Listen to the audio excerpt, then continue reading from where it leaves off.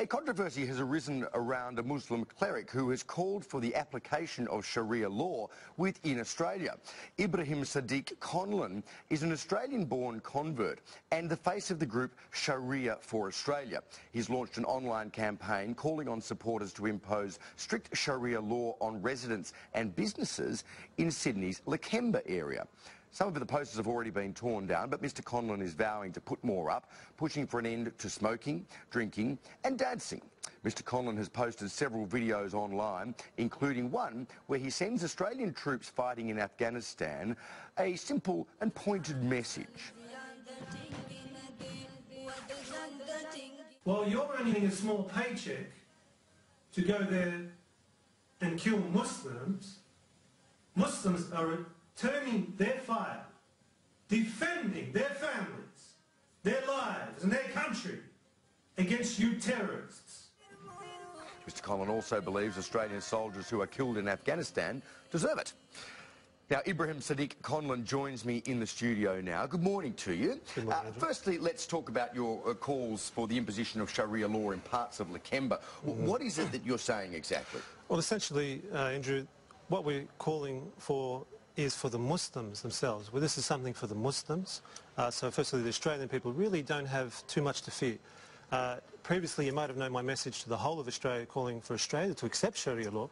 Well, this is more of a more centralised, focused message to the Muslims to at least understand the basics of their religion and to centralise and form within their own areas, or what we call emirates, to strengthen our Muslim communities. Essentially, that's what we're doing. Doesn't that assume, though, that all Muslims want to lead a separate cultural life to the rest of Australia? Yeah, it's an interesting point, and I think this is the challenge that myself and other Muslims who try to adhere to the fundamentals and the basics and the true Islam is that, yes, we are finding a general an attitude that is saying that we're in Australia, we've come from Muslim lands to this country, we want to live like Australians. So this is the challenge, is how to overdraw what we get over that, what's called ignorance, or jahiliyyah in Arabic, to get them back to Islam, and that's the challenge. Yeah. Okay, so in practice, you know, Sharia law does call for lashings, for example, if a Muslim is caught drinking alcohol. Okay. Who would, in your view, impose that?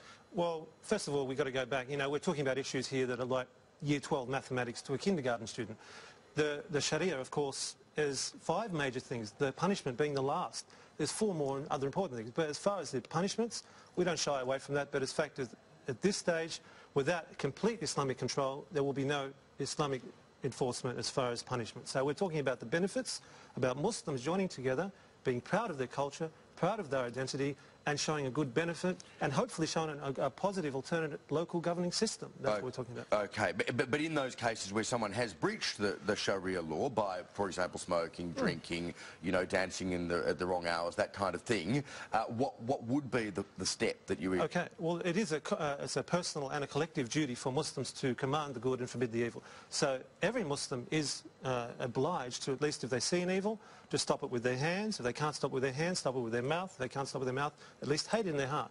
For example, if we see a Muslim smoking, well, we should say to him, well, man, you should stop smoking. It's against Islam. See a Muslim drinking, well, we can't flog him, of course, because we don't have Islam, an Islamic state. We say, at least, God, what you're doing is actually against Islam, and you're actually hurting your own soul with our tongue. So we're just telling them it's against Islam. Same as any religion. Same as what the Jews do in the eastern suburbs. Same as what the good Christians do in the Bible Belt.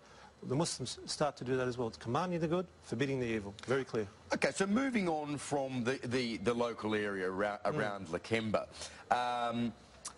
you've said that you're a proud Aussie, that you like Australia. Absolutely. You've also said that democracy is the devil's law. Absolutely. That Christmas is evil. Absolutely. And that you admire Abu Bakr Bashir. Absolutely. What is it about Australia then that you appreciate, that you love? Thank you for that question. To me, that's the core of the question. I love Australia the same as Dorothea McKellar loved Australia. It's a beautiful country. There's a beautiful resources, nature. I, of course, have an opposition to the system and the culture of drinking and partying and atheism and anti-religion. So I love Australia for its natural wonders, for its possibilities, its location, and its, of course, closeness to Indonesia. Just north of Darwin, 3 hours north of Darwin, is the world's largest Muslim nation of over 230 million Muslims. And Australia seems to forget that. We're looking towards America. Well, we should be looking more towards Southeast Asia. The democracy of Australia, of course, allows religious pluralism as well as atheism to flourish. It in fact allows, Muslim communities to exist in the way they want to exist anywhere in Australia. So what is it about democracy that you see as evil? Not a problem. That's the core of the issue. There's nothing in democracy that says that Muslims can live as Muslims, Christians. There's nothing actually in democracy when you study it about that. But as far as in the Australian system as it has developed, though, in the system, in the culture, yes. But in the actual democracy law, no, it's not. But as far as what's so evil about it, essentially, it's taking away Almighty God's control, putting in man's control. So, example, we see homosexuality. You might not see that as an evil, but we as Muslims see that as an evil. You now see same-sex marriage trying to be legalised and canonised and normalised. But when in your own Bibles, as a Christian nation, you'll see clearly that the stories of Sodom and Gomorrah, those people were absolutely destroyed. So there's messages in that. So Islam and the Sharia of Islam and Allah clearly comes to show purity to mankind.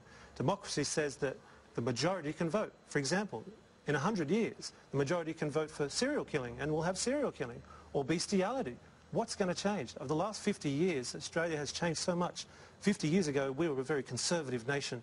Women were essentially covered up. They were very conservative. They went to church. We were a religious nation under the Christian leadership, but we've lost that. We've become a secular humanist state. It's changing over time. Though, any system has the ability to be abused. Except Islam. Well, we'll get on to that in a second. Any political system has the ability to be abused, but the essence of democracy is faith in the community to evolve the system to be just to all. And if you're taking away the democratic element, you're not placing faith in your fellow man or woman. Not a problem, Andrew. Who gave you that command in the first place? This is the question.